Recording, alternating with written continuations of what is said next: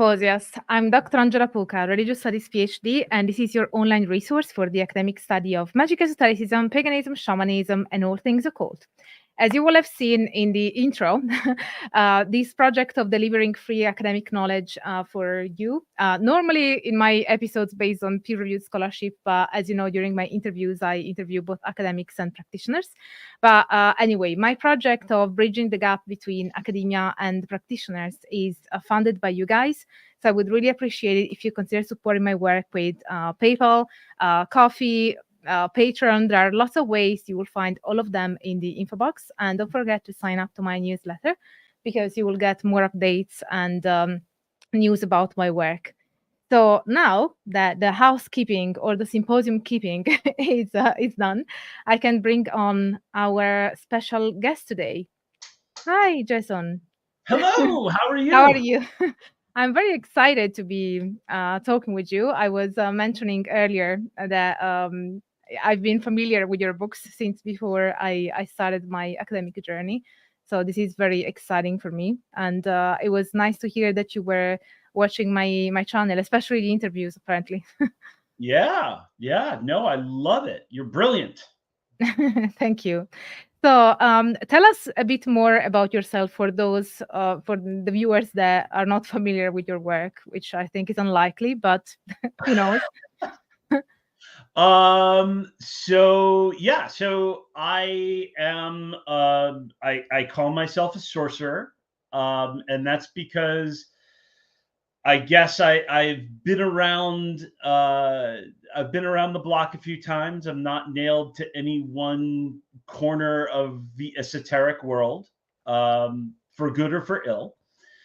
I had some psychic experiences when I was younger, and or maybe I'm just crazy. That's always a possibility, right? But for whatever reason, they always stuck with me. And when I got to my teens, I started exploring mysticism, esotericism. And while I was still in high school, I just had, even though I grew up in this nothing town in New Jersey, I instantly found a Rosicrucian teacher who was a teacher at my high school, but she taught me protection exercises and kind of guided me on how to read some books critically, to get worth out of them without believing every last thing that the author said, which is how I hope people read me. And also a root work practitioner, Walter, who had a conjure shop in the town next to mine. And then John Mearden Reynolds, or Lama Vajranatha, who is probably, I think he's the first Westerner ever to be ordained as a Ngakpa, sort of Tibetan Buddhist sorcerer priest. And so, yeah, I had encountered all these people before I was even an adult.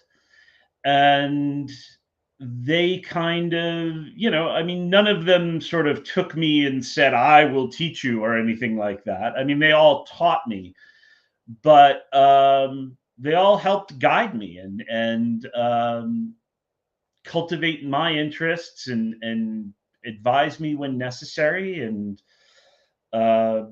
it was great. And so that began my sort of interest in the occult. And then I drifted into the OTO for a little while. I was one of the founding members of Thalasis Encampment, or Lodge now, in Philadelphia, that drifted back out of the OTO, as so many do. And I went to Nepal. I was studying Tibetan Buddhism. So I lived in Nepal between 1999 and 2000. Came back and continued those studies, but also opened up to a larger world. And that's sort of when I started focusing a lot on practices relating to Hecate. And it's also when, a few years later, I started writing and teaching. I wrote an article for Witchvox called, oh God, I can't even remember the name of it now. I think it was like Spellcrafting, the Real Witch's Craft. Because it was they had these themed months on witchcraft, right? And this theme was like, what really makes spells work?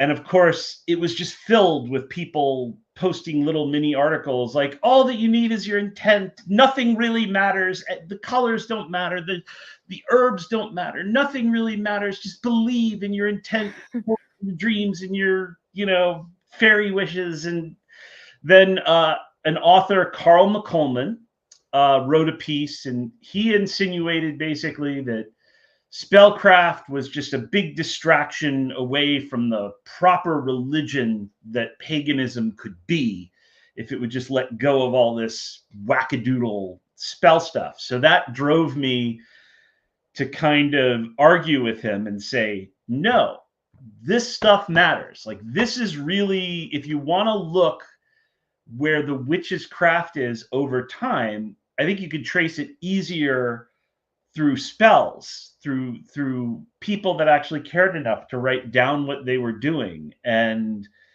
when you study it, there's a real kind of coherence to it.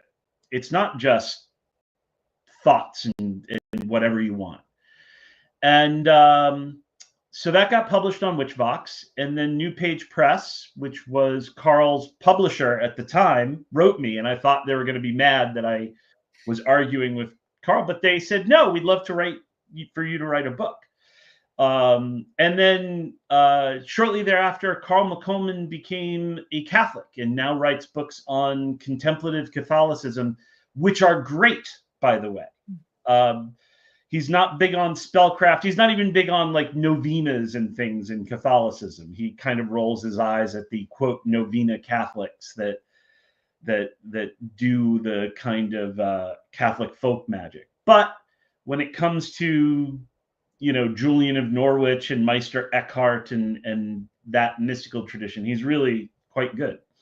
So he was clearly more into mysticism than magic, I guess. Yeah. And that's, that's fine. That's his experience. So what is magic to you? Why do you think that magic matters, even in a spiritual path? Well, magic to me is the art of influencing minds and events through unknown means, right? I guess it's close to that Crowley nugget of causing change in accordance with will, but I think that's too broad. And I think when people say it causes change, it loses the idea that it's an influence, that there are other causes at work that might be competing. So if somebody just thinks, well, I'm going to do this spell and then this is going to happen, well, maybe, but if you're trying to make it snow in July, maybe not, because there are too many other influences. Like, no matter how much influence you want to throw in there, it's probably not enough to make it snow in July, at least not in most of the planet. So I like influence. Why do I think it's important? I think, for lack of a better word, it's just it's a human drive. It's a human need. If it wasn't, it would be gone by now, right? Like, the world turned its back on it. So much of English literature about it was that magicians today use and rely on as sources was actually written to kind of discredit magic, right? Like Scott's discovery of witchcraft, Casaubon's True and Faithful Relation, even the Ware's Pseudographia. They were all sort of written to be critiques of magic and witchcraft. And now they're primary sources for magicians and witches. So I think that, just like, who is it? Pascal, there's a God-shaped hole in the heart. Maybe there's a magic-shaped hole in the head. And so there are people who feel this as real or as more real as any other part of their life. And I guess I'm one of those people. I don't think it's something like, it's not something that I try to push on people that I think they should do, right? But it's something that some people are drawn to, pulled to. Some people would even say forced into by their experience with spirits, and there are stories all over the world of people being obsessed with spirits, and the shaman or the priest taking them in and saying, well, you need to be trained, or this is going to really disturb your life. So there's something for that. Yeah, I guess my question was coming from an old conversation that I had with one of my professors at university. He's now retired, but at the time he was a professor of Indian philosophies and religions. So there was also Buddhism, and he was himself very akin to that kind of philosophy. So when he and I had like a very long discussion at one point where I was arguing the importance of magic for a spiritual path, and he was quoting from the Buddhist canon saying that there's a passage in the canon where the Buddha meets a sorcerer, and the sorcerer says, after 30 years of training, I can finally walk on water, to cross the river. And the Buddha replies, you could have just taken a boat. And that is to highlight the fact that magic or sorcery is considered a distraction from the ultimate goal that is enlightenment. And my reply to that story, to my professor, was that at the point of the sorcerer was not to cross the river. It was to get to such a state of connection and unity with the river that it wasn't really what mattered wasn't to cross the river, but it was to achieve the state of connectedness. And I don't see how that is that different from a path towards enlightenment.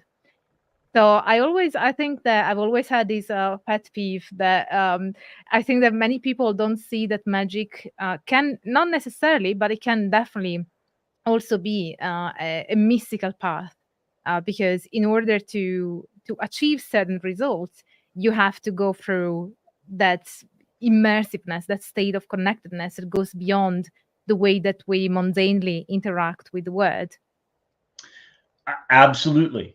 And of course, in Tibetan Buddhism, magic and mysticism sort of really become strong bedfellows. I think even there, you do have warnings to sort of not lose the plot, right? Like, so you have a recognition that some practitioners might get so embroiled in offerings and ransom rituals and things like this that they sort of forget about enlightenment. But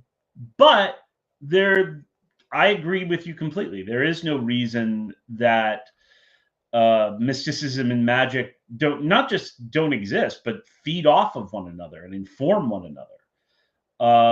I always thought of it, and one of my older teachers taught me that, it was like this light that shines in you, you reflect it outward into the world through your actions. So, let your sorcery reflect that mystical enlightenment.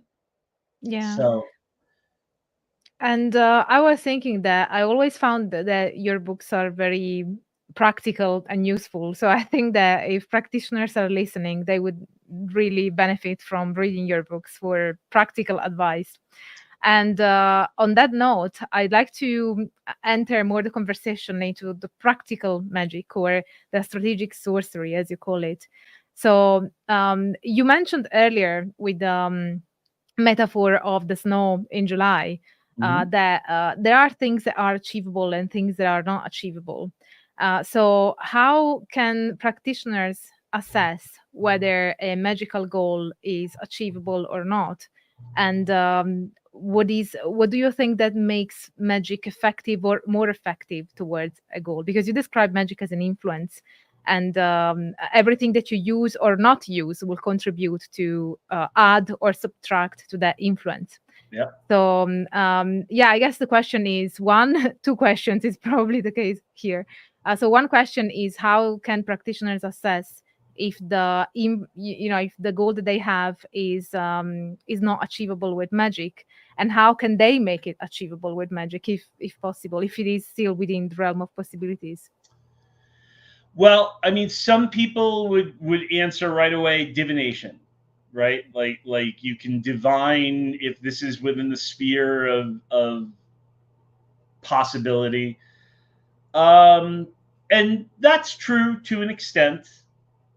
I would say there's also a feel to it after a while, that just like you said, that it wasn't about running across the river, it was about connection. And you become connected over the years to fields of probability, I guess you might call them. And sometimes you'll get a sense that something is possible, even if it sounds like it's not.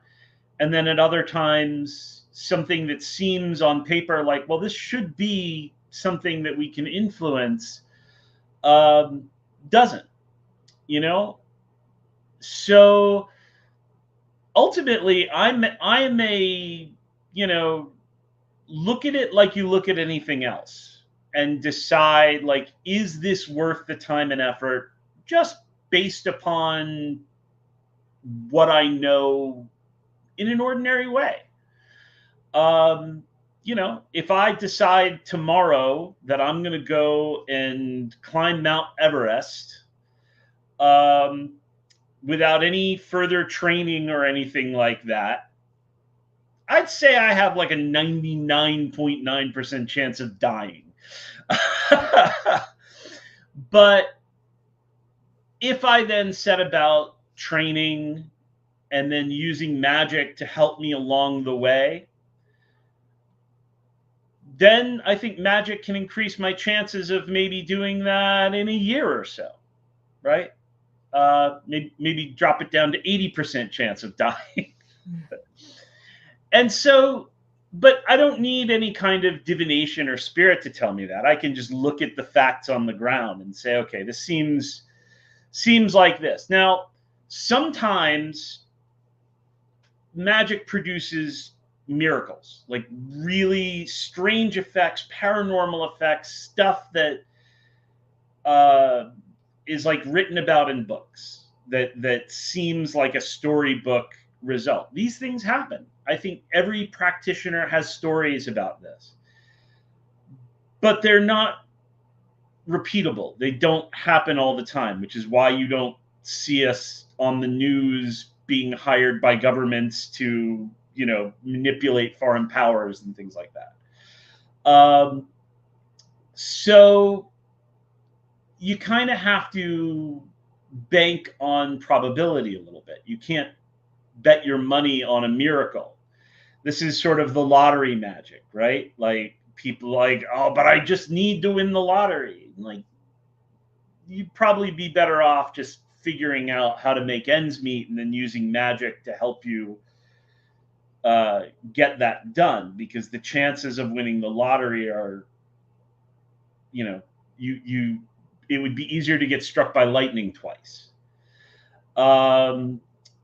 So, I mean, I'm really kind of a person who likes to tell people, listen, once you've accepted that magic is real, go back to your ordinary way of thinking. Go back, like, integrate that into how you normally think. Think mechanistically that this is an influence. Think that, okay, what are the probabilities of this happening, right? Like, think about it in an ordinary kind of way. Just include spirits and spells into that worldview, and don't get all woo-woo. Like, don't get lost in, like, I've opened my mind and now, well, anything might be true, So I'm a real kind of, like, I guess I preach the magical to the mundane thinkers and I preach mundane thinking to the overly magical thinkers. Like, come back to reality, come back to common sense. Think of spirits as you would think of people, and a lot of the questions just go out the door. Now, as for what increases your chances, number one, interacting with ordinary efforts. People never hear me right when I say this, so I'll try to say it again. Like, some people just think, oh, well, then there's magic, and then there's the mundane, and of course I'm doing the mundane, but I want to focus on the magic. But it's not that simple. The magic you do should be informed by all the mundane steps, right? Like, if somebody wants to find a job, they should figure out how they're going to network and then build their magic around that model of how they're going to network to find the job. And all the other mundane steps inform the magic, and then the results from the magic will inform the next mundane steps. These are interconnected in a way that we can't just say, just give me the magic stuff, trust that I'm doing all the mundane stuff. It doesn't work like that. So that's number one. Number two is figure out the level of influence that you are willing to put forth. I think, we have examples of simple magic and we have examples of extreme magic.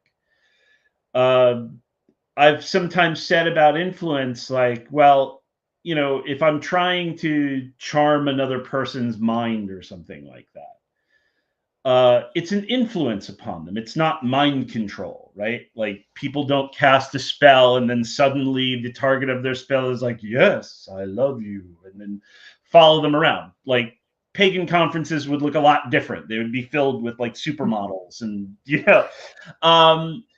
but then people will say, but there are rituals of like mind control and influence. And it's like, yes, there are. Traditionally, there are, and a lot of them involve people ingesting things and things that would have basically amount to kidnapping and brainwashing. And I'm like, and that should be off the table for everyone. Like, nobody should be thinking, well, this is what the spell says to do, so I'm going to go ahead and do that. Like, that should be off of everyone's plate.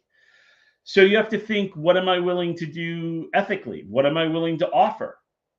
I've seen people get involved with spirits or gods or and in their communications, whether these are valid communications or not, they start to, well, if I offer more, if I offer better, if I offer more, maybe I'll get what I want.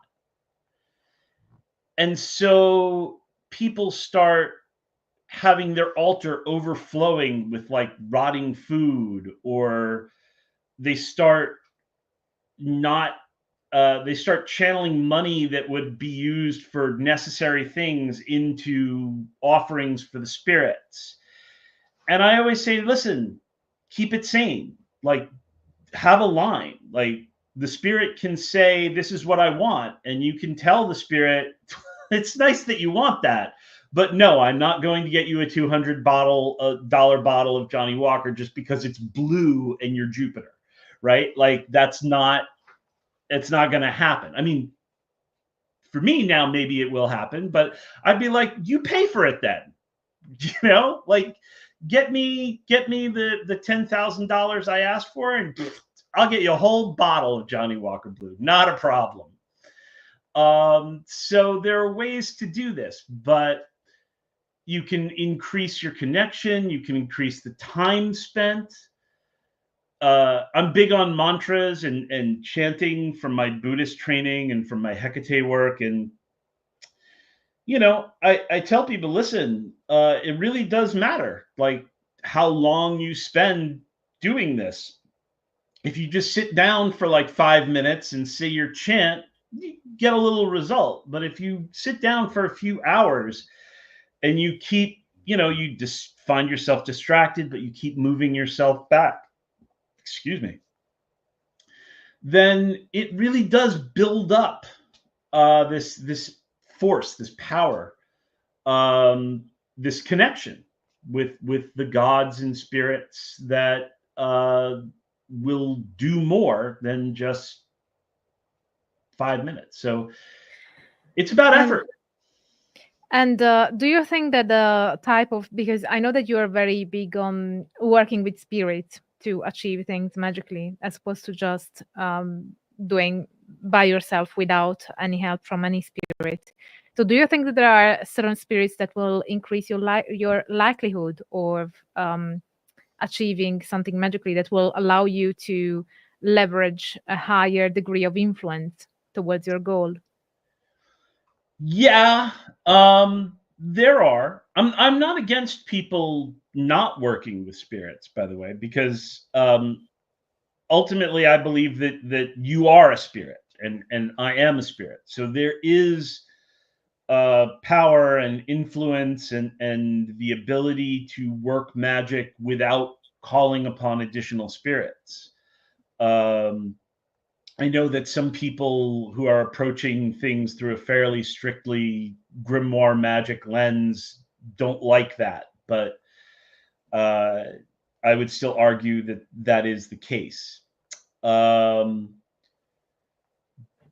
yeah, there are certain spirits that are, I hate to use the word more powerful than others because it's a little bit misleading.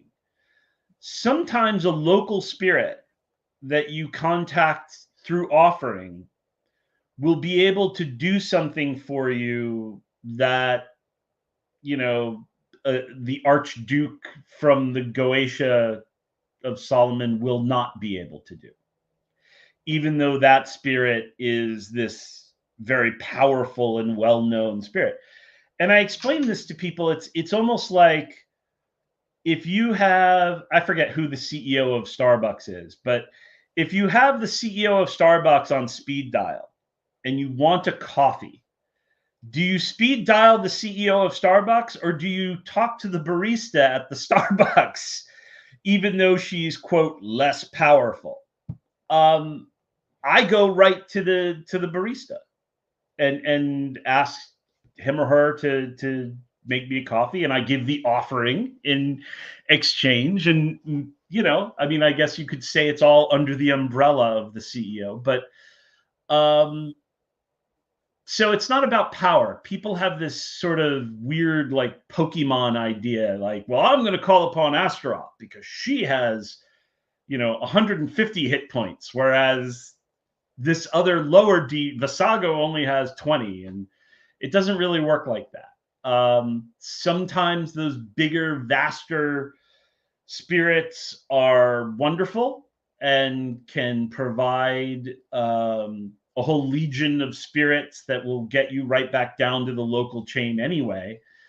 But sometimes it's better to go local, or sometimes it's about the spirits that you have a connection with, right? I was talking last year with somebody who has spent years connecting with Venus and Aphrodite, and she was interested in money magic.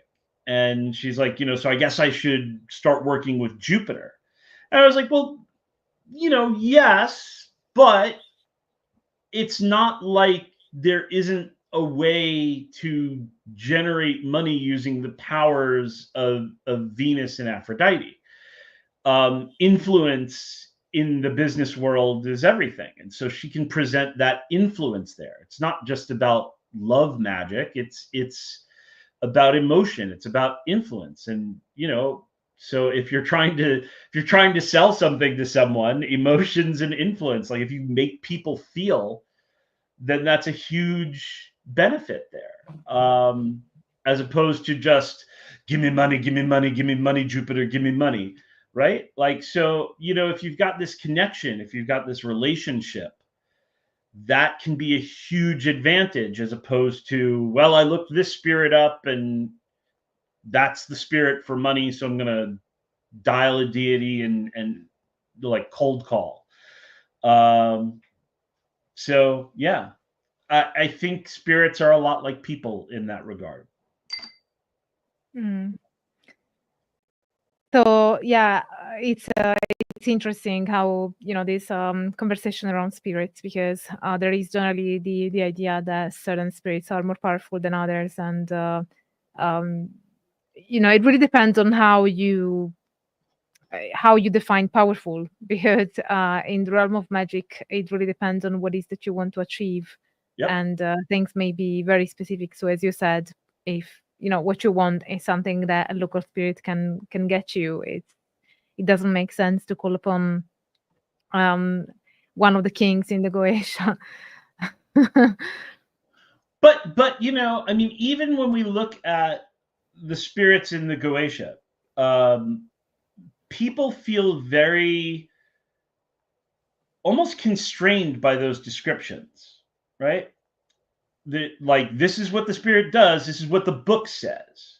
So therefore, I am trusting that the book has the whole picture. But why do we think that?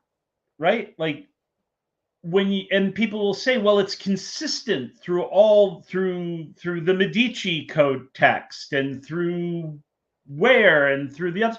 And I'm like, it's because they were copied. It's not like each individual practitioner produced one of these books. They literally just copied from one book to the other. So ultimately, it boils down to one person who decided that this is what Astaroth does. And, you know, like, I have communicated with Astaroth God knows how many times since I was a young man. I've never been stank out of the room with a noxious odor that, you know, I needed a ring to make her stop, as is described in the books. So, I mean, I value the books. I love the books. Don't get me wrong. But there's also, you have to look at things and say, you know, even historically, how much of the record do we really have available? I mean, you would be better able to answer that than I have, but, you know, we never know the whole picture. And then even now, as a modern practitioner, why do we treat magic as if it's this thing that doesn't evolve and get better over time? People have this idea that magic degenerates over time. Like, oh, well, if this is earlier, that must be true, whereas everything after that must suck. And I don't think the world works that way. I don't think anything works that way. Even religion doesn't really work that way. I mean, for some people it does, but why is magic, like, none of us go to the doctor and think, I don't want those antibiotics. I want leeches. You know, right? Like, I want leeches and I want trepanation, and none of us do that, despite there being beautiful texts of you know, describing these things. So what I've been really fond of saying is magic is a real thing, and it works similar to how other real things work. I think that I agree with you, and I always find it fascinating. Also, because obviously, since I'm an anthropologist of religion, I try to also understand why people think the way they do. And it is interesting because it's like, why do people believe that if something is older and more ancient, it's necessarily better or more desirable in a magic sense? They might even think actually it's worse because it's outdated. I mean, with everything that is technology, we tend to think like that, you know, that something that is very old is likely outdated, and perhaps is not going to work that well in our time and age. But when it comes to magic and religion, it seems that people tend to value a lot the antiquity. It is associated with authenticity. And Yep. I think part of the reason why people think like that is that there is a need for something that is authoritative. And with magic, you don't really have a central dogma. And that's one of the beautiful things about historicism and different historic traditions. You don't have a central dogma, you don't have something that gives you the stamp of approval. Okay, so this is authentic. Yeah. And this can be scary for many people. So maybe one thing that they might leverage on is the fact that if something comes from a very ancient grimoire, then it must be authoritative, because if people have done it for so many centuries, then it must be authentic. So I think that that's one of the reasons why. I think that for me, as I said, being a scholar, I try to unpack why people think the way that they do and what is that lend a certain thing a sense of authority. And I think because magic is so elusive, and we live in a world that tells you that magic is not even a thing, then people and practitioners need that extra support, even for themselves, to feel like what they're doing is actually valid, Yeah. to give a sense of validity. But I think that often practitioners run into the opposite problem of appearing less authoritative, because they would claim an antiquity where there isn't any, like with Wicca, for instance, or with other practices that people pretty much make up the fact that they are more ancient than they actually are. Whereas if they were to say, oh, this is a new practice, it is very effective, and it could have been very well a new technology. It's like the discovery of the internet, or something that is new and much more effective than what we had before. So claiming antiquity where there isn't any, it's actually doing the opposite of what people are trying to do.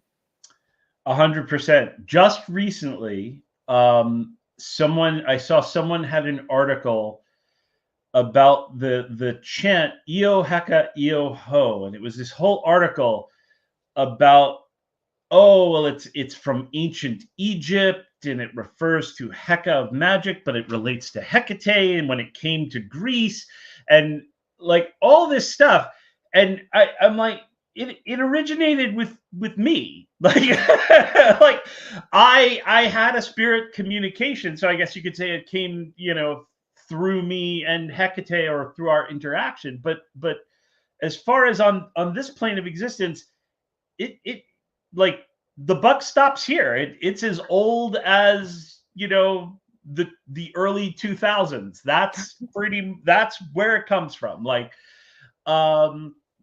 so I think you're 100% right, and I am glad that we are moving past this age of claiming false antiquity for things, or calling out people when they claim false antiquity for things. I think it's important. And I also do the same thing when people kind of are like, well, that magic stuff is ridiculous. I'll also go and say, listen, this is a worldwide practice as old as human history, and I'll point to practitioners of the past. So I'll do the same authenticity grab that anybody else will, for sure.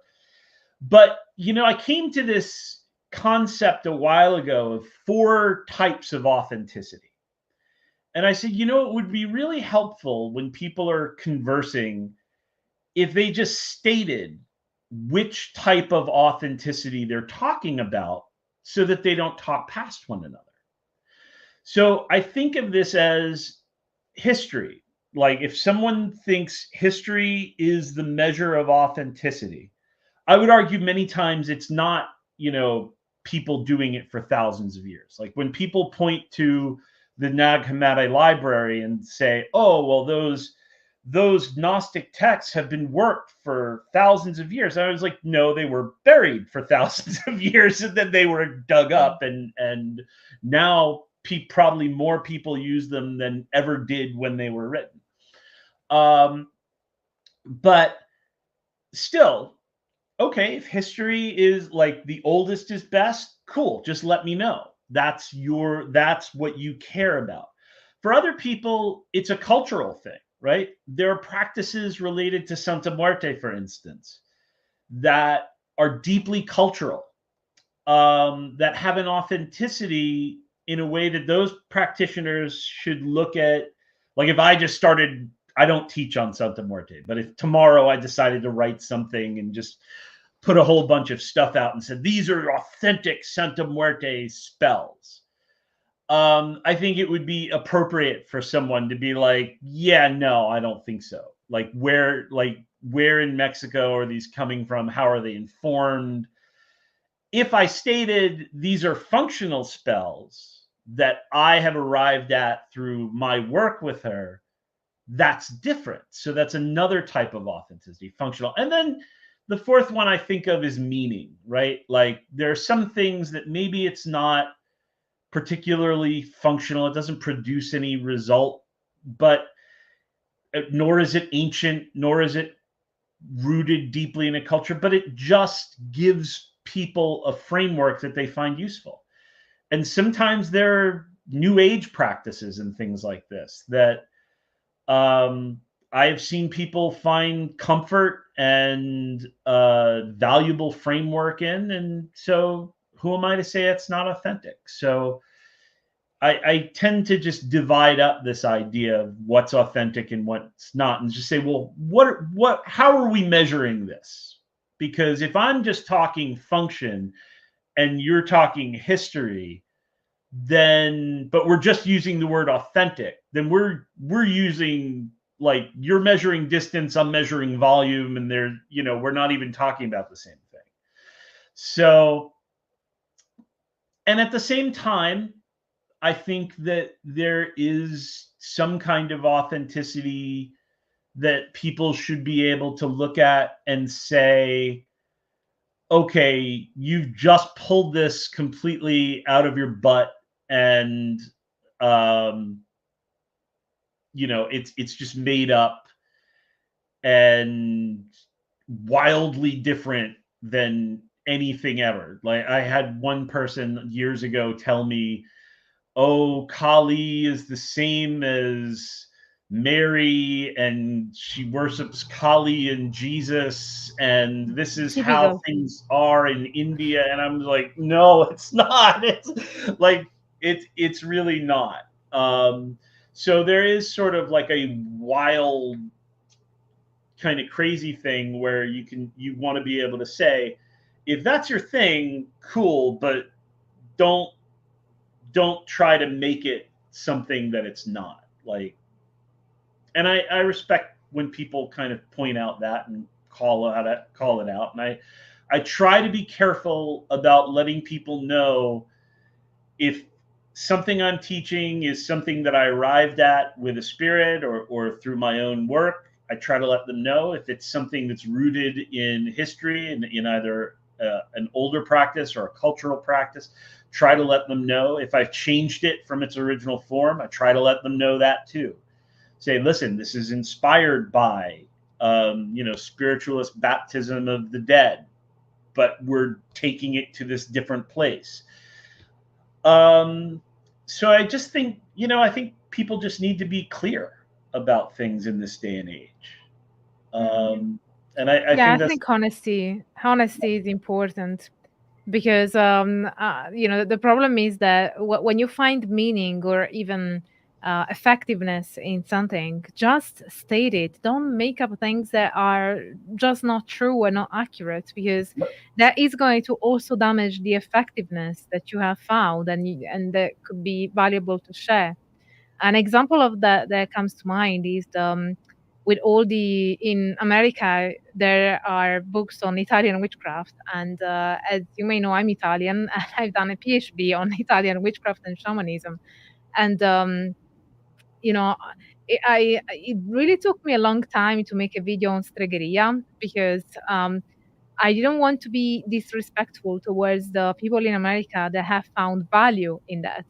But that is not authentic at all. So my problem with Stregheria and other things that are said are Italian witchcraft in America, which are not, is the fact that they claim to be Italian witchcraft. Mm-hmm. But if they were to say, oh, this is something that for us Italian Americans who have Italian heritage, it is meaningful to us, it is allowing us to reconnect with our roots in our own way, even though it doesn't correspond to what Italians do, that would be absolutely fine. And that's why I'm also very sensitive to the fact that many Americans with Italian heritage do find value and meaning in those kind of practices, even though they don't reflect in any shape or form what actually happens in Italy.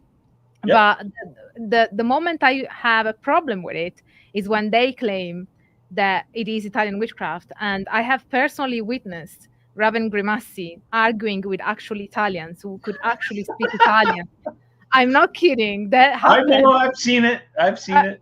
And he, you know, when you get to the point when you can't even speak Italian and you're arguing with actual Italians, telling them that you know what Italian witchcraft is, then we really get into fraud realm. You know, it's like, wait, what?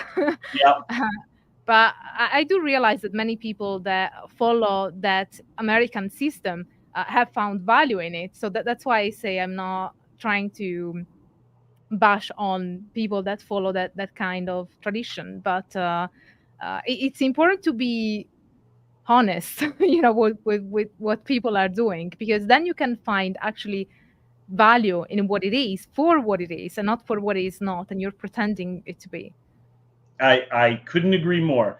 When I was growing up, Charles Leland's books meant the world to me when I was young. You know, Aradia, it was inspiring, and then, you know, later I moved to Philadelphia, and where he was lived, and actually he helped found the art museum there, and I got to talk with somebody who was an expert, and he was like, yeah, no, none of this is really accurate at all. And I, you know, I accepted that. Just, you know, that's the way it is. It's so funny because it reminds me almost of Italian language. Have you ever been to New Jersey or the New York area? No. So but I know it's full grew of up in Italian New Americans. Jersey. Right. So I grew up in New Jersey with a lot of Italian Americans. And so, you know, I would go out and I would ask for, say, you know, capicola. And they would say, no, it's pronounced gabagool. And I was like, okay, if that's, you're Italian American, but it's if you say so, you know, throughout my whole like living in New Jersey and North Jersey and in New York, you'll hear people, you know, they don't want a cannoli, they want a ganole, and or you know, they want gabagool instead of capicola. And you know, then when I was older, I traveled to Italy, and I was like, oh yeah, the Italian Americans don't know how Italian works. So no, but I think that, again, I think it is still valuable because I've also had encountered, even through my work, many Italian Americans, and I think for most of them it is admirable that they are trying to reconnect with their heritage and their roots. So that's totally admirable. I think the only moment where it becomes a bit problematic is when they pretend to know things that, you know, maybe if they were to frame it as something that is part of the Italian American community, that would be accurate. Yes. Whereas when they say, oh, this is Italian, or, you know, that it just becomes inaccurate. Yep. Yeah. But I agree. Yeah, sorry, that was a digression. That is no, it's fun. It's a similar concept. It's a similar idea. Yeah, and so, I appreciate the fact that, for instance, in your books, you always clarify when something comes from your own interactions, like in Protection and Reversal Magic, where you talk about your work with Hecate or Hecate. And I think that it is, I appreciate the fact that you say this is something that has happened through my interactions and I offer it to you, as opposed to claiming something that is not really there. Yeah. But could you tell us more about your relationship with Hecate, especially since you have the famous Sorcery of Hecate? Yeah. Course. One of my colleagues has taken your course as part of his field work. You probably don't know. I don't know if you know that or not. But I don't know for sure who it is. There are a couple people. I am very proud to have appeared in a couple people's dissertations and things like that. I think Ben Joffe gave a paper comparing me talking about inner heat with Dr. Nita, who of course is, you know, a much better source for Tantra than I am. But anyway, so this all started, strangely enough, when I was in Nepal, and I was meditating on corpses at the charnel ground of Pashupatinath. And it's very similar to Varanasi. There are ghats on the river. They bring the body, they burn them. And Kunzang Dorje, who I was living with at the time, suggested I go there and spend 3 days meditating on impermanence. And so I did. I spent, as soon as they started with the funeral pyres, I was there. I would spend all day identifying with the corpse. But of course, my mind is not so sharp that I can just rest in meditative absorption for 12 hours, right? 12 minutes is a lot. Like that's a major success. But but I keep going back to it. But things happen, and when you meditate, what in Tibet they call nyams, strange things that you see, weird phenomena. Things move closer, things move further away. People just suddenly disappear from your field of view. Like you can still see everything that's there, but there are no people or animals. It happens to me a lot if I meditate for a long time. That's not to say that they really disappear. I just, you know, it's in my perception. So at this one point, everyone disappears, and this figure with 2 torches in reddish clothes that I did not recognize comes up across the river and says, you know, I'm you know, you are to offer a supper to me. She said, you are about to go home. Which was true enough. You know, in a few months I would be returning to the States. When you return, offer me a supper. I have something to teach you. And I was sort of like, she doesn't look like a Dakini. This is probably just a brain fart, right? So I said, okay, sure, whatever, you know, no problem. But I have to go back to meditating. And I just pulled my attention back to the corpse in front of me, and then things returned to normal. But unlike an ordinary interruption, this stuck with me. I think sometimes these psychic experiences have a way of feeling more real than ordinary things. And this felt like that. And so, of course, I go and I Google, you know, goddess with 2 torches, and I recognize Hecate. Now, the part of me that wants to be absolutely just a fantasist will say, I've never even heard of Hecate. She just came out of the blue because she's Hecate. The reality is, I had been an occultist at that point for 20 years. I'm sure I've seen images of Hecate. I'm sure she's, you know, so somewhere in my head, you know, this information was there. So, but sure enough, a few months later, I find myself coming back to the States, but I was coming home in 2 ways. I was returning physically, but I also had made the decision to not pursue becoming a Tibetan Lama. I wanted to go back to the wider world of magic and occultism. I felt like that was where my talents were needed. That was where I had a little more freedom to express than within the sort of well-tread grounds of Tibetan Buddhism. And so I had made that decision to still practice, but to open myself back up to the wider world. So I ended up staying with a friend of mine who was an archaeologist, and he, like, helped me dig deeper into Hecate in books.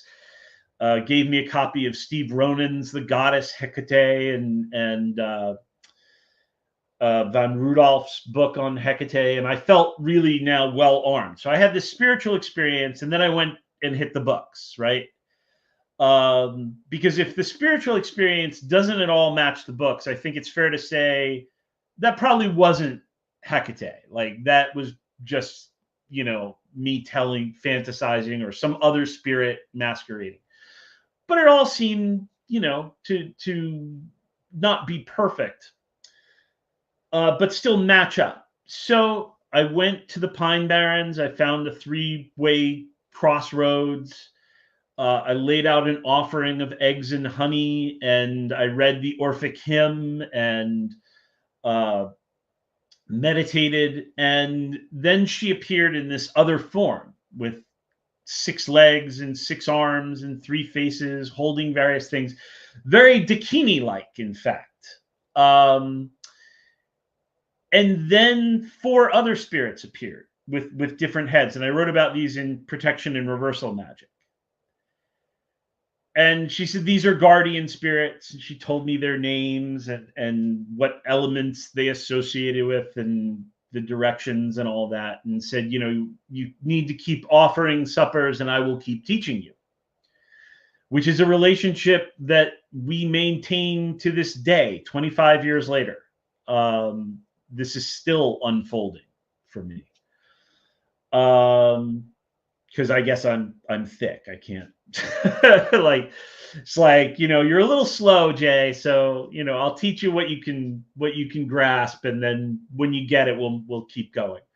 But the thing that blew me away is in further research, there's this tetradic form of Hecate that is mentioned, I think, by Michael Sellis.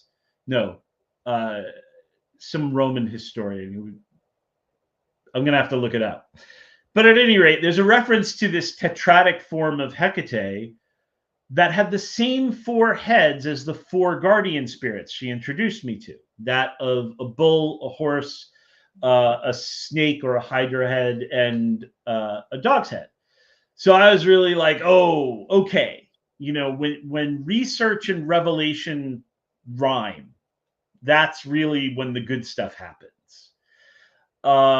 So I kept going, and I started sharing with a few close friends, and we would work the material as it came. And then, I opened it up to a few more people. And then eventually,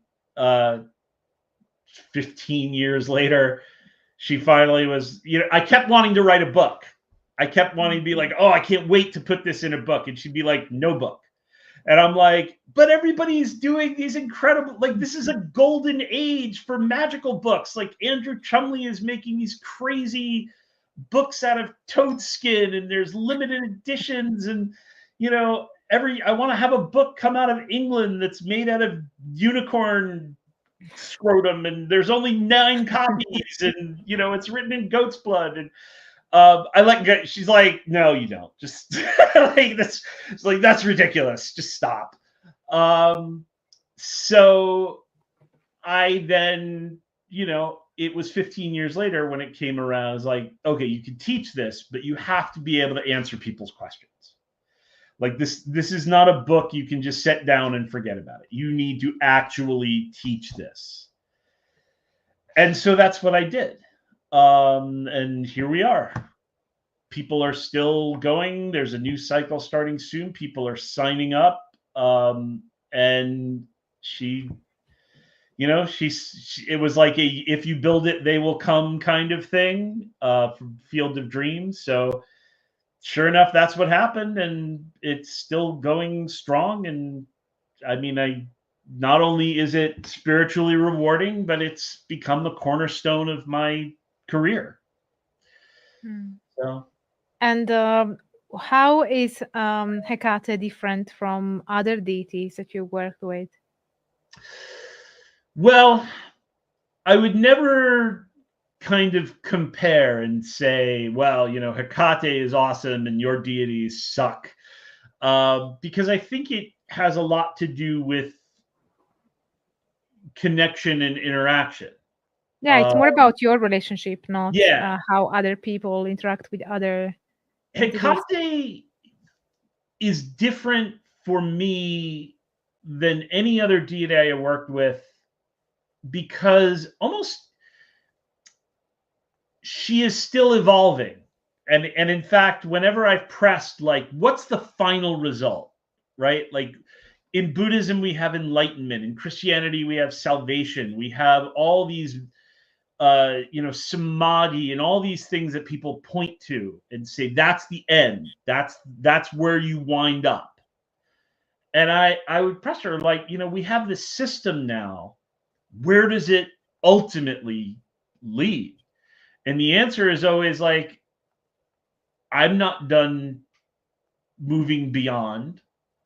Why do you think you will be done moving beyond in this life? Like, why do you need to know? This is, you know, just know the direction you're headed.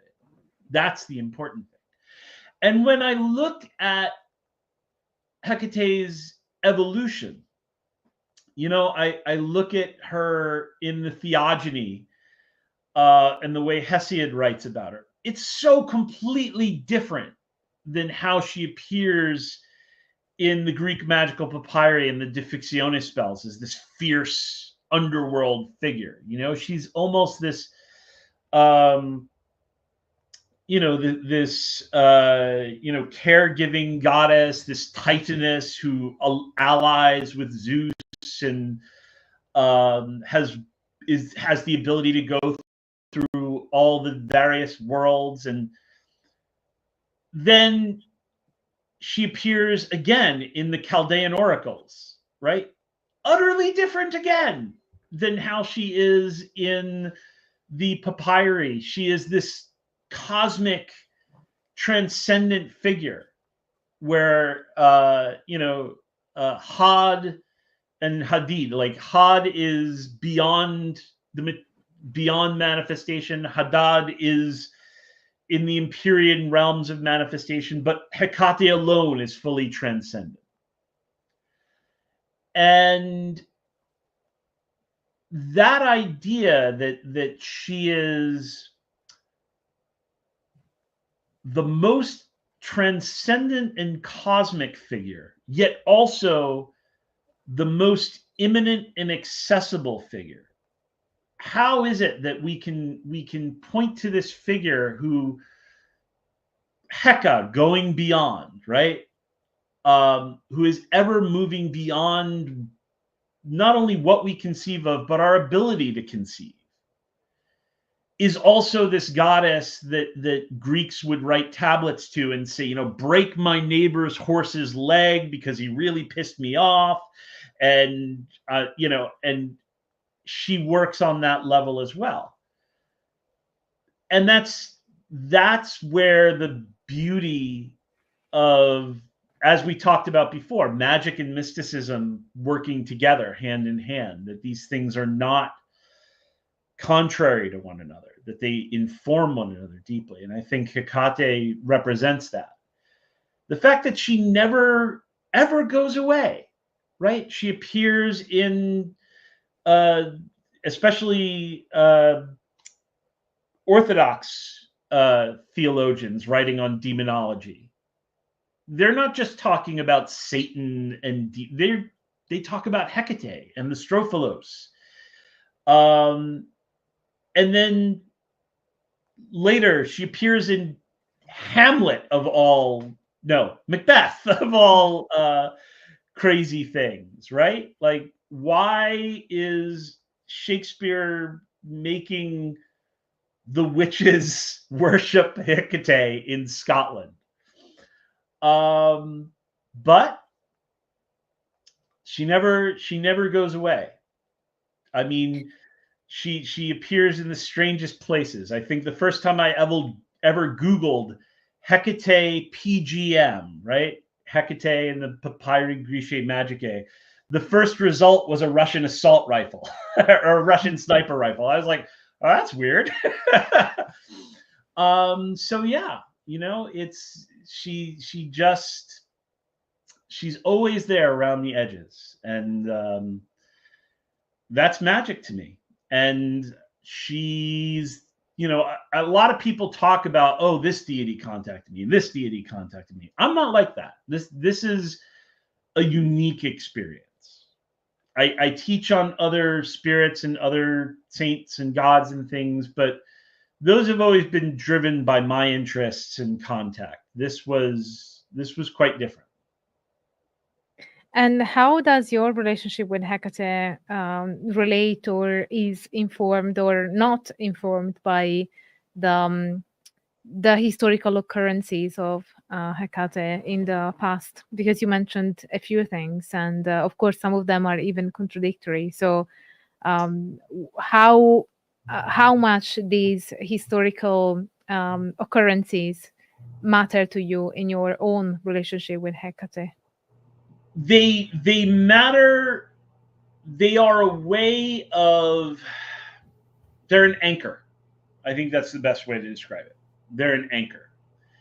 An anchor it keeps the boat from drifting off course or out of the area that it wants to be in, but it doesn't pull the boat down into the water, right?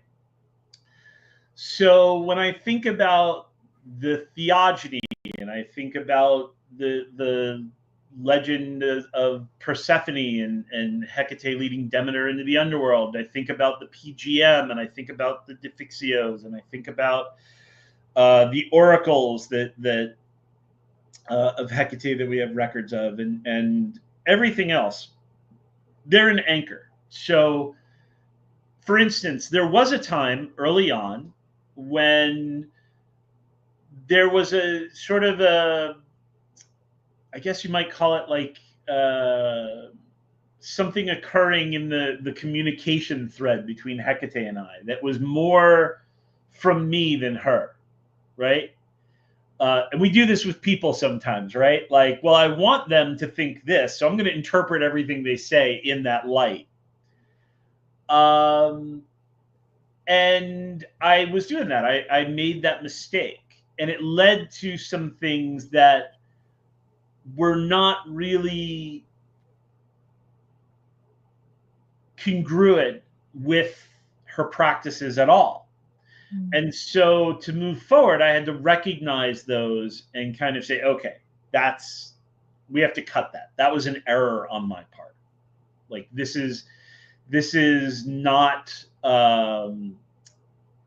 this is not something that person would say. It's like the spiritual equivalent of a deep fake, right? Like if somebody tomorrow posts like a deep fake, and it's like Donald Trump saying something incredibly loving and positive to the world, everybody would think, oh no, that's definitely a deep fake. That's not who he is at all. Sorry, I shouldn't talk politics, but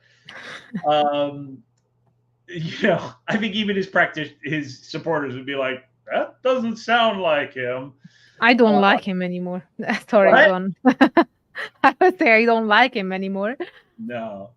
But yeah, exactly. They would be like, what? As in, yeah, from his supporters. That would be, yeah. Anyway. So, you know, I use, like, if something is just completely not in keeping, that would be important to me as a check.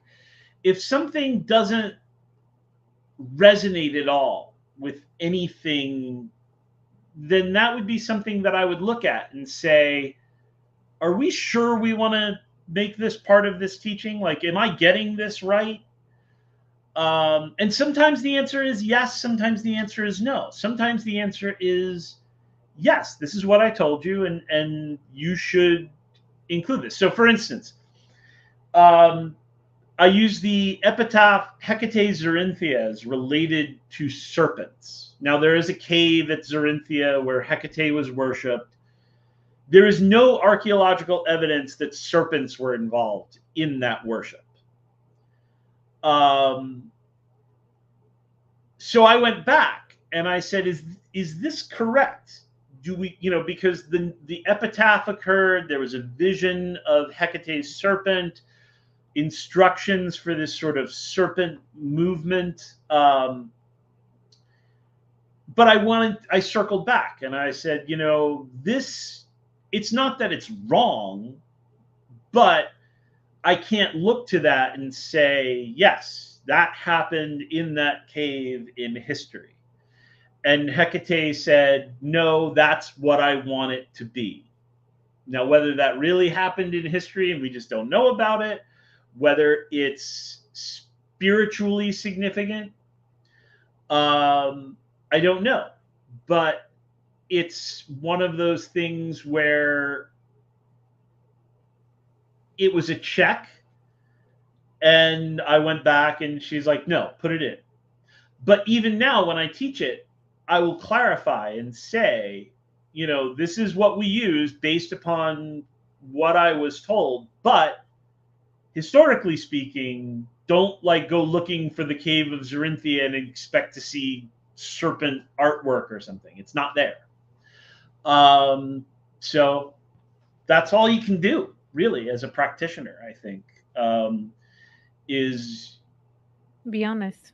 Yeah, be honest, but also I'm not a fan of Reconstructionism. I'm not a fan of practitioners who just kind of are like, well, this is what we know of history, so we're gonna live action role play as if this is all accurate. And if I can't point to an archaeologist or an anthropologist who can verify this, then it shouldn't be in my spiritual practice. That to me seems dead on arrival. That seems to me like LARPing. Now, other people, they love that. That's the height of authenticity for them, and I leave them to it. But not my thing. I've also met reconstructivists that are not.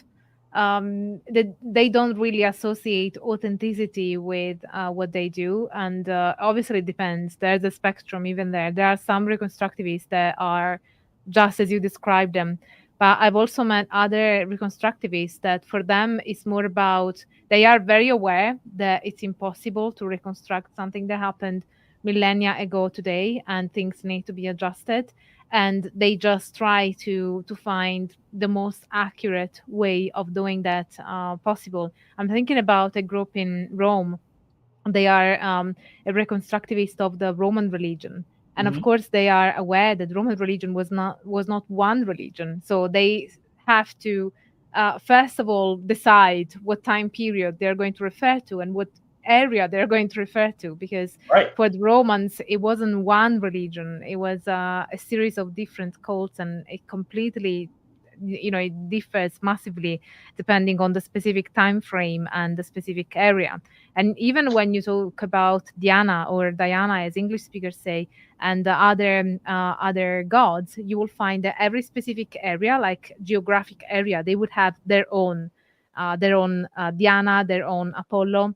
And it's interesting how that has translated then when with the advent of Catholicism, with having the local Madonna. So they have like the Madonna of Pompeii, the Madonna, and they have different traits and characteristics, just as it happened in the past. But my point is that, for instance, this group that I'm thinking of, they try to be as accurate as they can, but they are very aware that what they're doing is indeed a form of reconstructionism. So it's never going to be what it was then. And they are just trying to, and for them, it's not even a matter of authenticity. It's more a matter of practicing the Roman, that specific Roman cult in the best way that they can. So I think that there are also ways of being a bit more sensible when it comes to reconstructivism. I agree, and I think movements like that are important. There's a strong root there, obviously, and they preserve a tradition. So yeah, I think it's wonderful. There's so many things that are not necessarily my bag or what I find gets my juices flowing, but other people love it, and that's the way it should be. And you also mentioned the fact that there are people that claim that a certain deity is also Mary and is also Jesus. And that is a very typical thing that scholars have pointed out about contemporary historicism.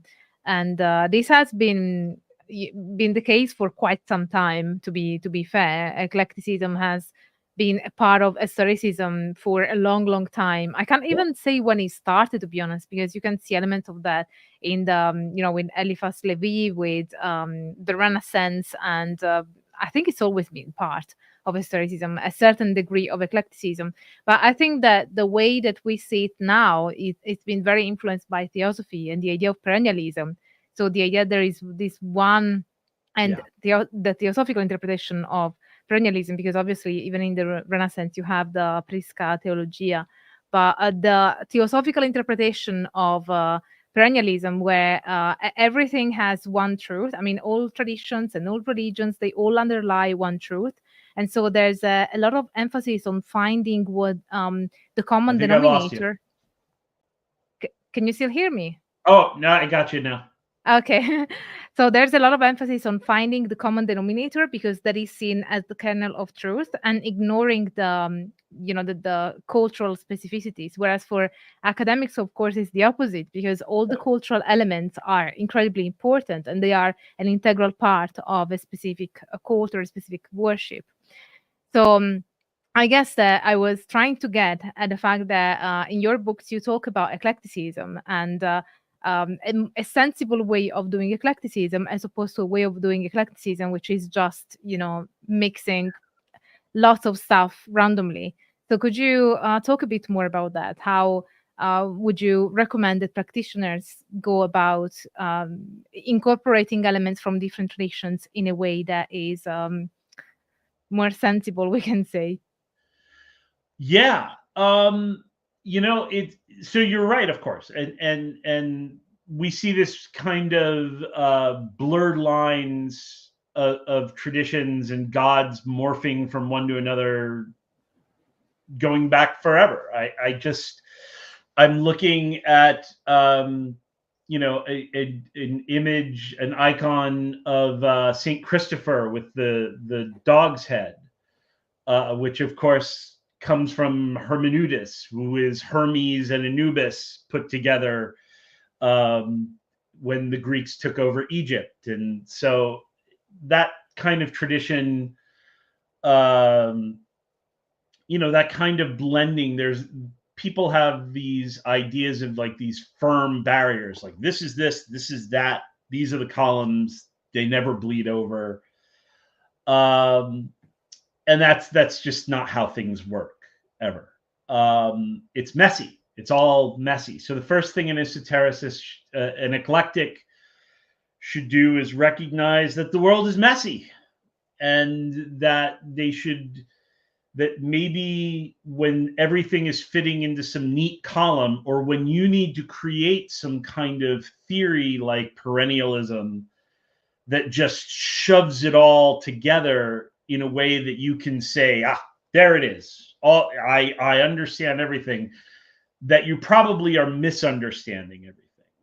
I just bought some old books by Manly P. Hall, just because they were on sale and they're old books. And but reading through some of them, it's the same perennialism that Blavatsky preaches or preached. And I think that for magicians in particular, that sort of it's all the same is actually one of the worst things for your magical practice, because the devil is in the details. Yes, Curricula is a red goddess who's associated with sex and love, and so are the various bombagiras in Brazil, and so is Babylon of the modern Thelemites, right? We can say those things are true, but that's no different than saying, oh, Jason's a kind of overweight 50-year-old dude, and that's an overweight 50-year-old dude, and that's an overweight 50-year-old dude. They're all the same dude, right? We're not all the same person. just like they're not all the same goddess. With spirits, of course, they're more subtle than people are. So there are times where maybe you can say there's a Venn diagram overlap, right? Or you can just do what I do, which is throw your hands up and say, there's probably more to this than I can even perceive. So I'm not going to try to nail it down. Like the facts of this, I'm going to let go of. I'm going to focus on truth in meaning and truth in usefulness. But when it comes down to nailing what exactly these goddesses are and gods and saints, what are they? What do they consist of? How much of Anubis is and Hermes are in St. Christopher, and try to quantify that. I have no interest. It's all conjecture masquerading as facts that we have no way to verify. So done with it all. So I would say to people that are eclectic would be to let go of that. Don't try to nail everything down. Don't try to say this is how everything works. Embrace the fact that it's more subtle and you don't even know how everything works in the ordinary world, much less the subtle regions. Embrace unknowing. Embrace that you might even be wrong about some of the things you think you know. And I would also say, don't let traditionalists who hate the word eclecticism get you down or deter you, because you're on the side of how how magic was really practiced, not the people that are saying, no, this is the correct book and we are going to do things only in this book, and that is because we're hardcore grimoire magician, or we're hardcore this tradition. It was never so simple. And our practice also has to reflect the world that we live in. So, in ancient times, you would have felt a spiritual call, and you would have had access to the wise people or magicians or shamans or witches in the area where you lived. And you wouldn't have been living in, Italy and suddenly deciding I'm going to worship Freya, right? You wouldn't know who Freya was necessarily. You might, but we live now in a world of jet travel and the internet. Our world is eclectic. For me, as a guy who encountered a Rosicrucian, a root worker, a Ngakba, and several other people from different ways of practicing magic before the age of 21, it would have been extremely inauthentic of me to say, well, I can't learn from these people. I have to just pick one. For me, that would have been a betrayal of the world that I lived in and the experience that presented itself to me. And if magic is real, if it's a real thing that has real effects, then I'm interested in function. And my assumption is, just like with everything else, we know some things and they originate from various traditions. And there are things that we don't know. And we're in the process of learning, but things move and change and evolve, right? Like if a cure for cancer is suddenly found in a particular village in Brazil, in some shaman's potion, does the world say, well, we can't look at that and synthesize it and make a cure for cancer because it belongs there, and only those people have access to it? Of course not. I mean, maybe that's just, an imperialist view or a colonialist view. I'm not saying we go in and, deforest and take over, but at the same time, if we can do something with respect, we look at it, we see what the active ingredients are, we figure out maybe even how to improve on it. And that to me is how the world works and how magic works as part of the world. Yeah, I think that it is something that you mentioned is also something that colleagues have talked about at conferences, and the point being the information that is available to you. So when we look at the development in the history of religion of certain practices, including magical practices, what we see is there is as much eclecticism as the information that is available to the people practicing. So the difference that we have now is that instead of living in a village where we have limited exposure to the outside world, we are living in a world that is hyper connected via the internet and all sorts of means. Right. So the information that we have available to us is larger than it ever has. And this is still working on the assumption that was done in the past was somewhat more authoritative, which is not, as we clarified earlier. But even working by that assumption, if somebody 2000 years ago had access to all the information we have now, they would have probably been much more eclectic than they were. They didn't have the choice to be eclectic because Exactly. they didn't have the information to their. And I can see this even in my research because interestingly enough, I've studied Italian witchcraft and vernacular healing, and there are certain practitioners that are isolated. They live in secluded areas, and also live in secluded areas, even though they are part of the same tradition. They will only do the things that were done in their family, that were passed down through generation, and they don't really include anything from the outside. And that is because they don't talk about the practice. They don't share information, and they are just not exposed to anything different, anything other from what was happening in their family. They, in some cases, they were not even aware that this was something that was happening in other towns and in other cities in Italy. So you do have cases like this even nowadays when there is isolation and the person is not exposed to more information. They will stick more to the tradition, to how things have been done without changing anything, because obviously you don't have any other information to do otherwise. Whereas for those who are part of the same tradition but live in places where they're more connected, they're more willing to share practice, they're more willing to listen to other people's practices, then you start to see a higher degree of eclecticism. So it's something that we see over and over when cultures have encountered in the past.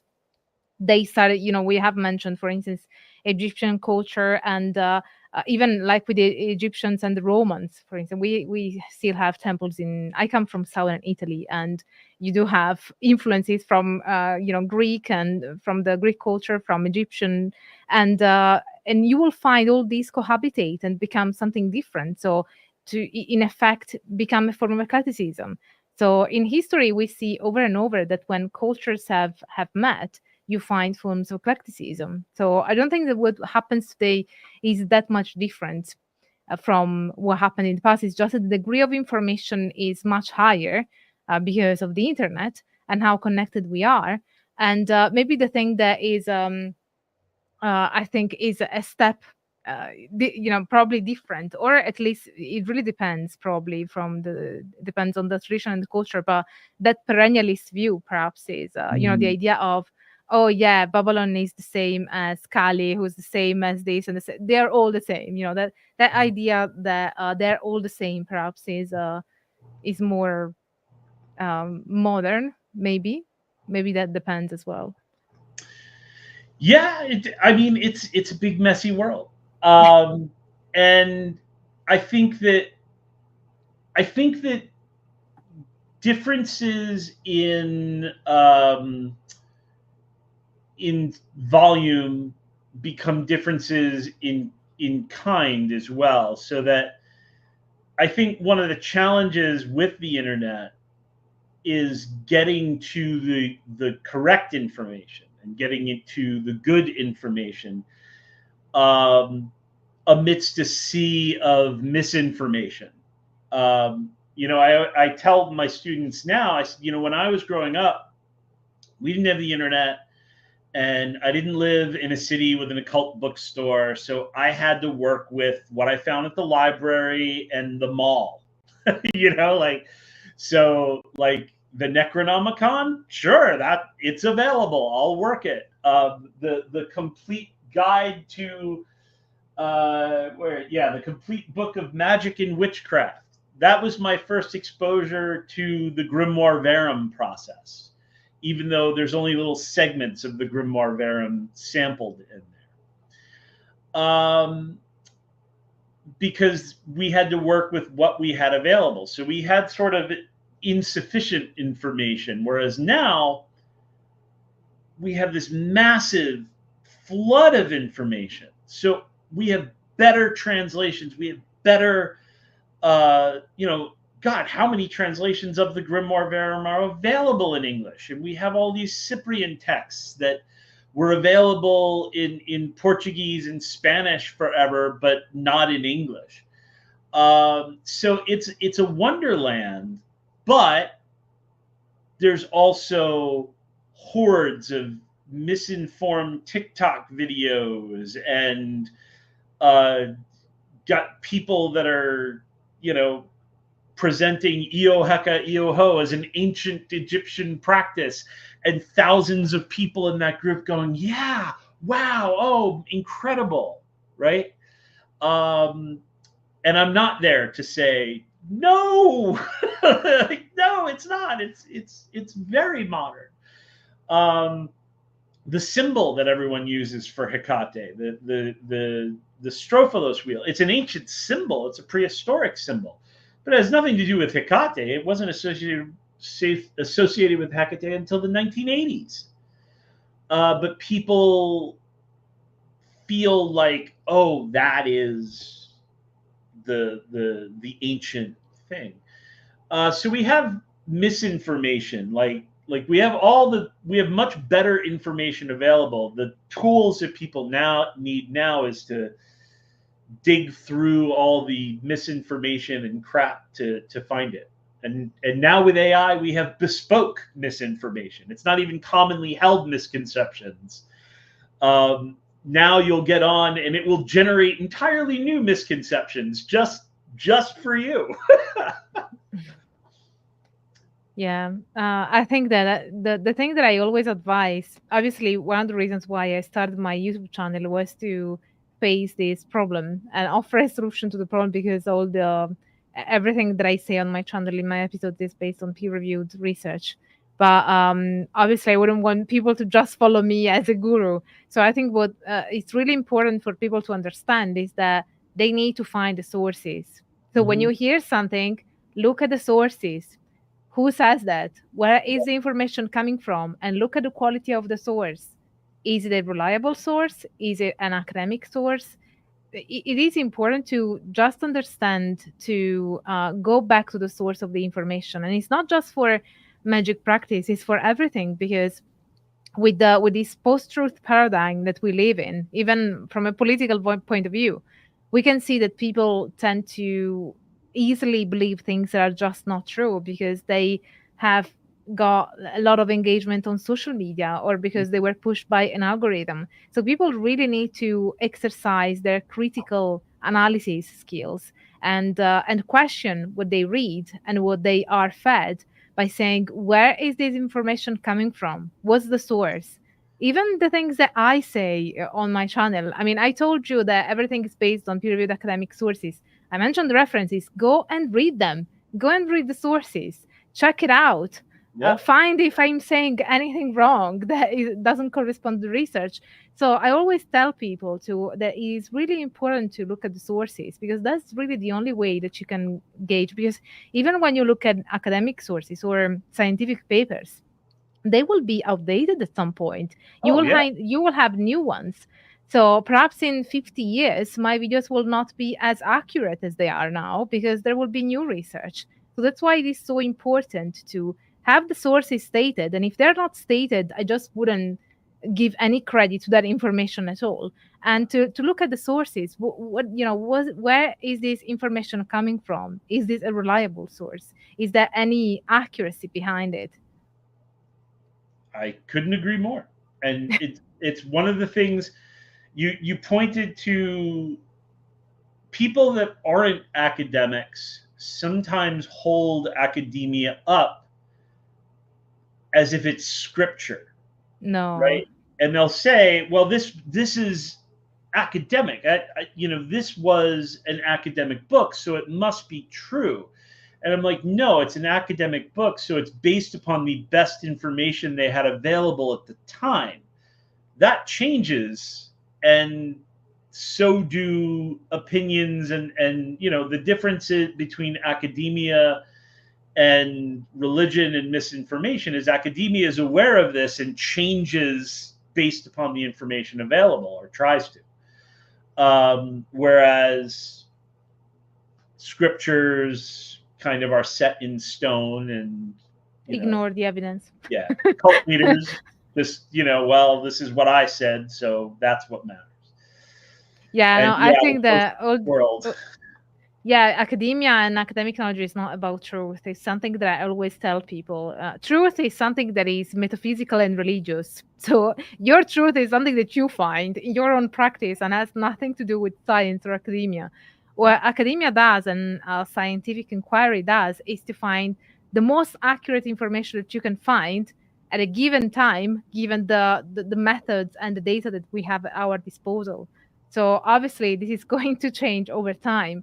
So I still find academic scholarship obviously very valuable because it is still the most accurate information that we have, but it's not religious truth.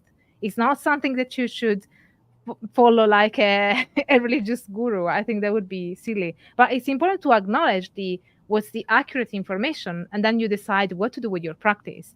It's like saying, it's an example that I've given before on my channel. Say that we know for a fact, given the archaeological evidence and so on, that the deities Diana and Hecate are two different deities. Okay, then you have a vision in your spiritual practice that says, I am one. I am Diana or Diana and Hecate. I am that one goddess, and I'm here to help you. So, what do you do with that information? If it is a vision that has happened to you as a practitioner, of course, that has value to you and that has value to your practice. Now, the only moment that becomes a problem is when you start writing books and writing posts saying, oh, actually, I have this vision. So it means that in history, the truth of the matter is that Diana and Hecate were the same goddess because I had this vision. So it is true. So that is when the problem starts, and when you do need a more neutral information and accurate information from academia. Because when people start to make claims based on their own experience, then you run into the problem of really spreading misinformation based on something that is incredibly valuable and incredibly important, but personal. Yep. That is something that I always, so it's not like I try to tell people, or if you have a vision that tells you something that is that contradicts academic scholarship, then you shouldn't follow that as part of your religious path. Of course not. That is your religious path, though. It's not history. You need to make a clear distinction between the two. That's my point. Oh yeah.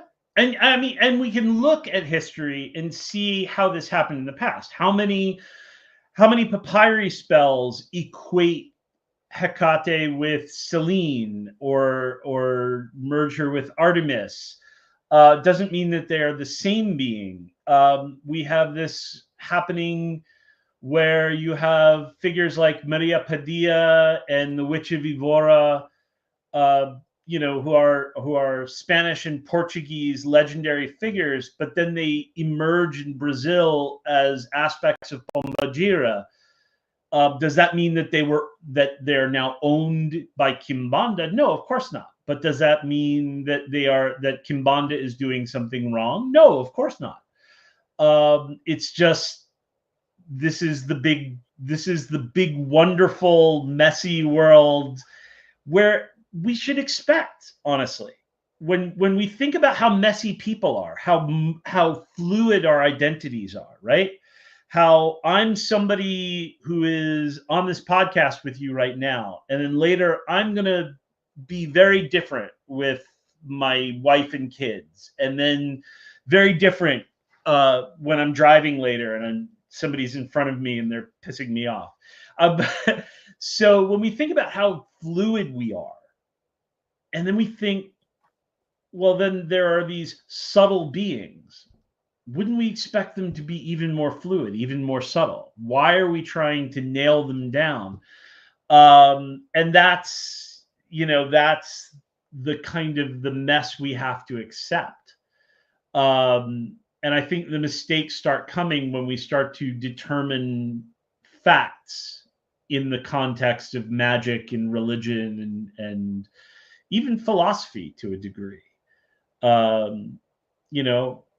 When I think about Plato, I think about things that are still meaningful for me in everyday life, ways of contextualizing friendship and knowledge that are important to me. When I think about what Plato and Aristotle say about like atoms and molecules and cosmology, I'm just like, yep, wrong, everything's wrong.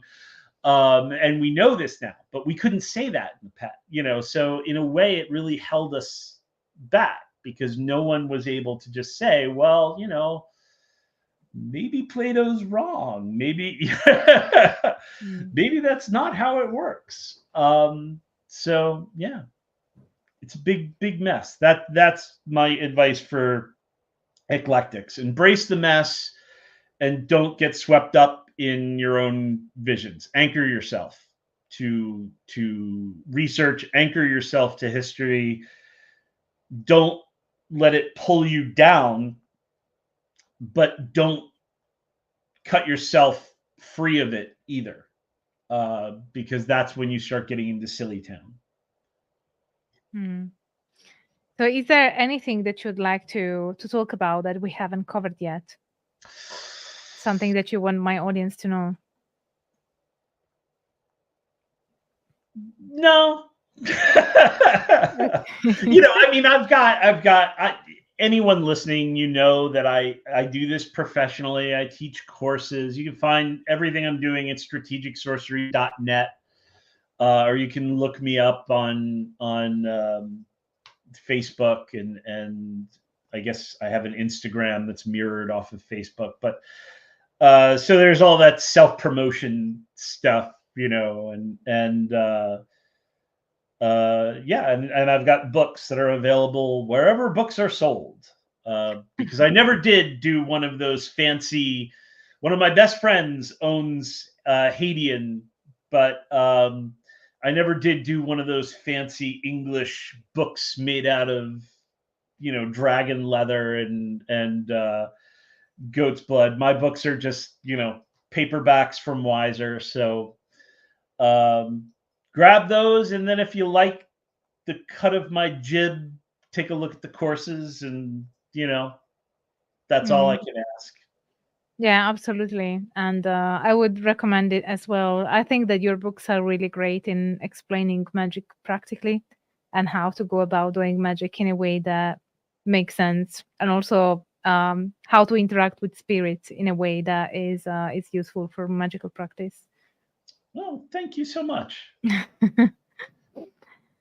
So you anticipated my last question, which was, how can people find you?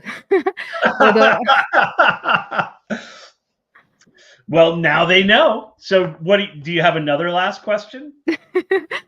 No, I guess I just wanted to thank Vocatus and Hank for their support to the channel and to the conversation. And thank you also, Andrew, for moderating the chat. And I'm not sure if Joao and Edward are present, but if so, thank you to you as well. And I guess that we can conclude it here, if that's okay with you. Absolutely, no problem. Thank you so much for coming over to my Angela Symposium, Jason. It was really a pleasure, and I'm sure that everybody has enjoyed this conversation. Thank you very much. I appreciate being invited. This was a lot of fun. Thank you. So thank you all guys for being here and participating in this interview. And leave me a comment because I want to know what you think about what we talked about. And obviously, don't forget to smash the like button, subscribe to the channel if you haven't already, share the video around so that more people can know the symposium and Jason Miller's work. And yeah, thank you all so much for being here. I hope that you all stay tuned for all the academic fun. Bye for now. Today we hold the ground, we'll never disappear. We're prophets and the things, but we won't pray our dreams. You're back.